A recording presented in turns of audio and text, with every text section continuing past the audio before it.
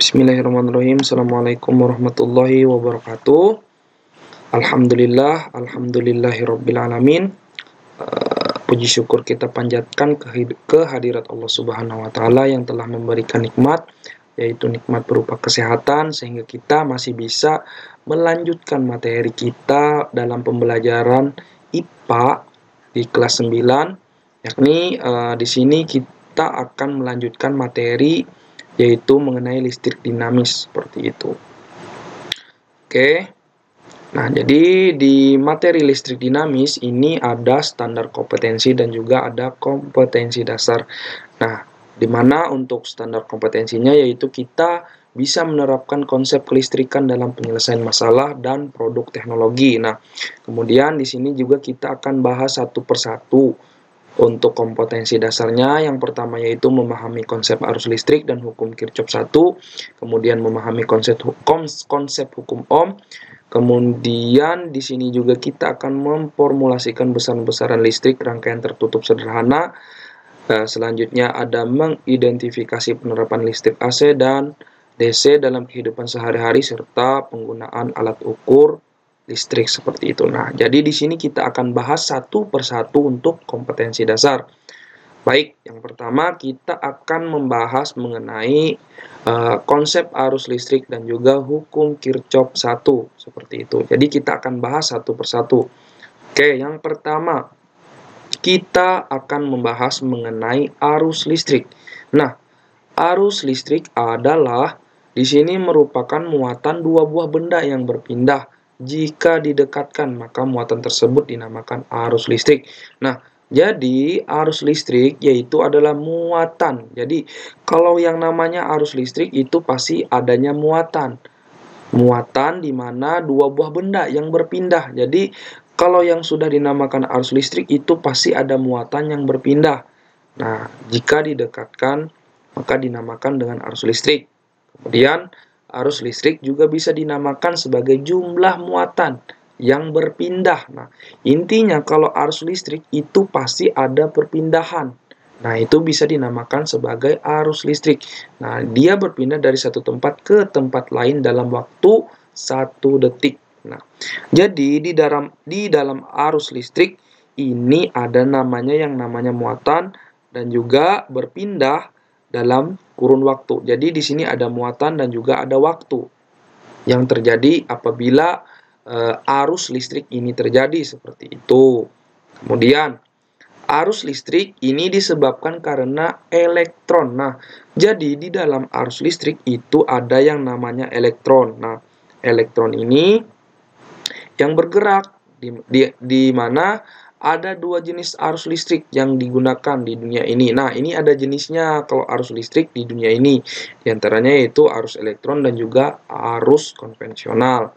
Nah, pada pembelajaran kali ini kita akan membahas mengenai arus konvensional seperti itu. Nah, oke.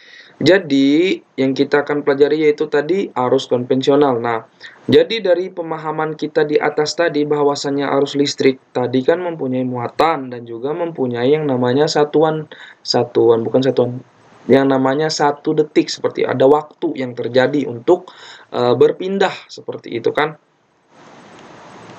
Nah, maka melalui pemahaman di atas kita bisa mendefinisikan tersebut arus listrik bisa dirumuskan sebagai I sama dengan Q per T. Nah, di mana Q itu merupakan muatan yang berpindah. Ini satuannya kolom.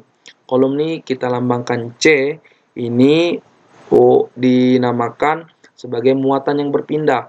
Kemudian untuk I ini adalah kuat arus. Kuat arus itu satuannya adalah ampere. Kemudian ada waktu. Waktu ini adalah waktu yang terjadi untuk berpindah. Nah, jadi untuk arus listrik dia mempunyai rumus I sama dengan Q per T. Nah, jadi untuk pembelajaran mengenai arus listrik, mengenai listrik dinamis, terutama di arus listrik, kita akan bergelut dengan yang namanya rumus-rumus. Nah, tapi nggak perlu pusing.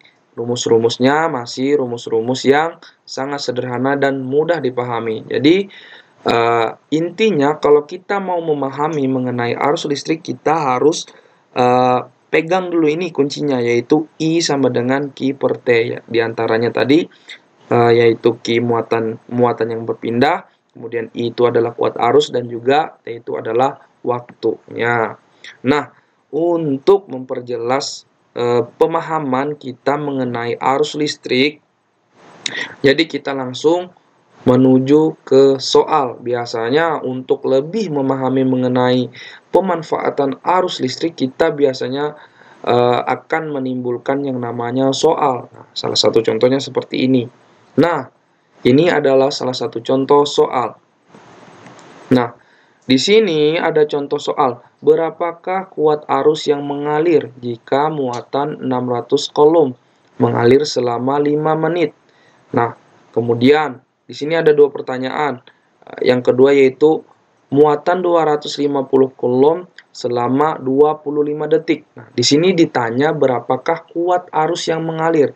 Nah, jadi kita akan jawab satu persatu untuk mengenai soal yang ada di sini. Nah, jadi nggak perlu pusing untuk pengerjaan soal yang seperti ini. Jadi yang penting tadi kita udah paham yang namanya ini, rumus dari arus listrik ini, yaitu I sama dengan Q per T.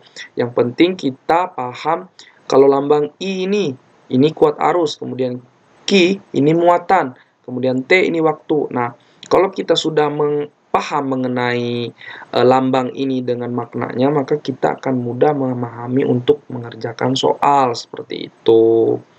Nah, coba kita jawab satu persatu. Nah, untuk pengerjaan soal di sini kita akan menulis. Nah, yang pertama itu yang sangat wajib kalau untuk pembelajaran fisik IPA, khususnya materi listrik dinamis, itu kita harus menulis ketiga ini. Yang pertama yang sangat wajib kita tulis yaitu diketahui yang pertama, kemudian ditanyanya apa, yang dicari apa, kemudian dijawab.